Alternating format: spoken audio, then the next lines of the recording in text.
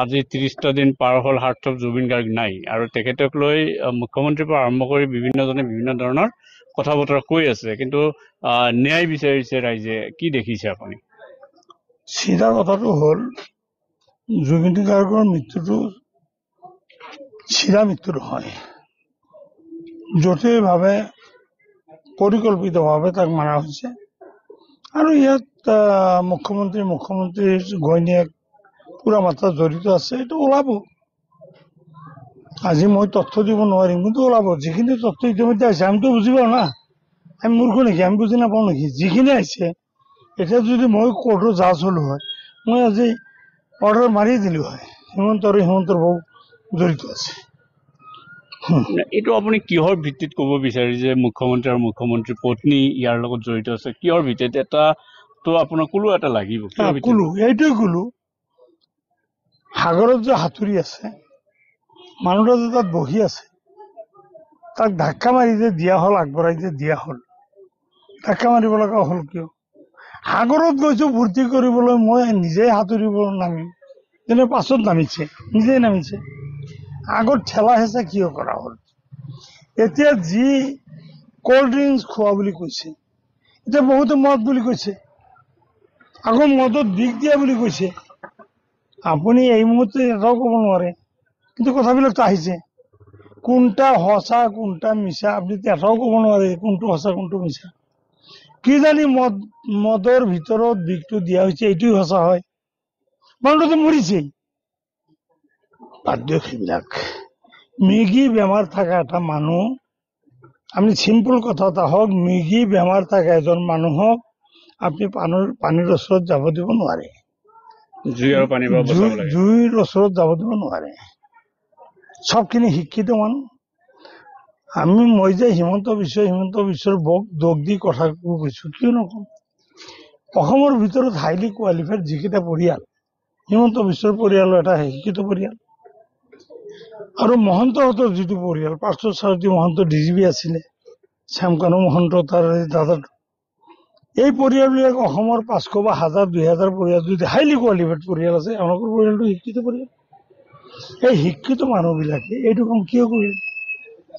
আৰু মানুহজন মৰাৰ পাছত 40 মিনিট পাছত ইমান এটা পপুলাৰ মানুহ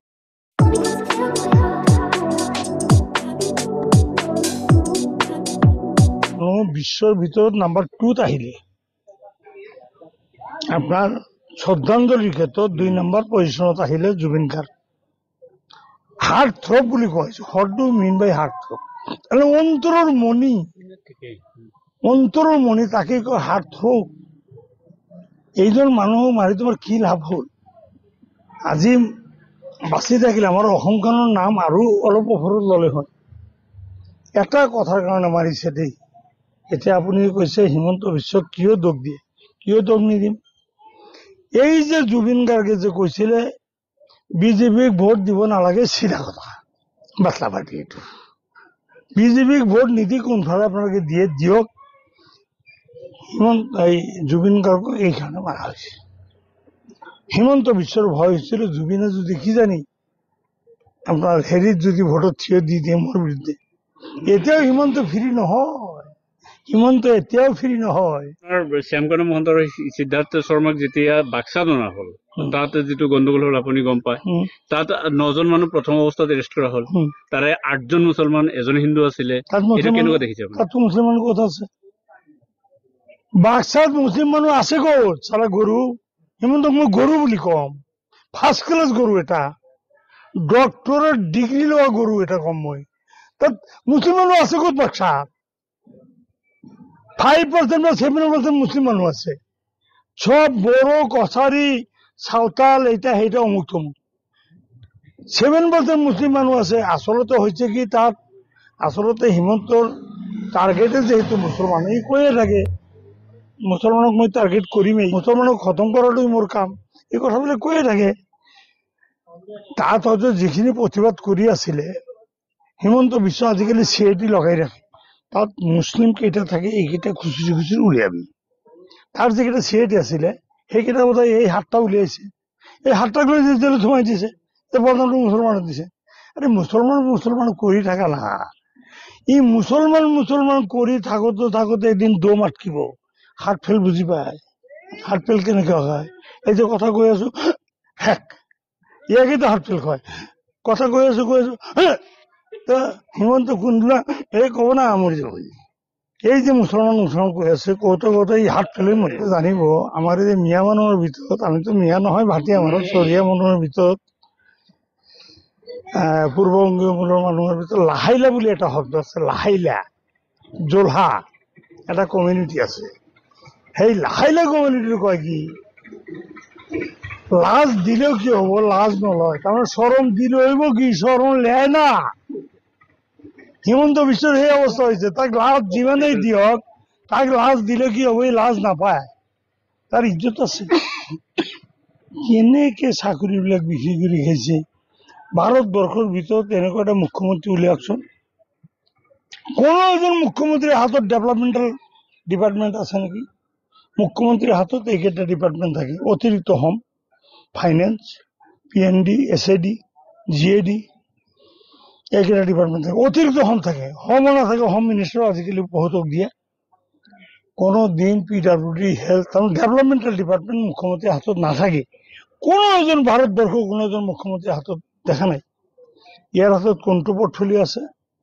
সবতকে যিটো ক্ৰীম, আচল টকাৰ যিটো পৰ্টফলিঅ PWD, এই যে যিমান টকা লোন লয়, আপোনালোকে সাংবাদিক মানুহ, আপোনালোকে খুচৰি RTI পিটিশ্যন দেখি লিখি আপোনালোকে ৰিপৰ্ট উলিয়াই লওক। 100 টকা যদি লোন লৈছে, 5 দিন যায় হিচাপ চাওক, কেবিনেটত যেতিয়া হিচাপ কৰে, 100 টকাৰ 60 টকা PWD সোমাই দিয়ে, 40 টকা বাকী ডিপাৰ্টমেণ্টত অলপ অলপ ভাগ কৰি দিয়ে। হোৱাট ডু মিন? তাৰমানে এই যে কামবিলাক কৰি আছে PWD, মানুহে কয় কি, বাহ আমাৰ হিমন্ত খুব কাম কৰি আছে। কচু কাম মানে তাৰ পেটৰ কাম কৰি আছে। তাৰমানে আপোনাক যদি 100 কোটি টকাৰ কাম দিওঁ, মই পাৰ্চেণ্টেজটো পামেই।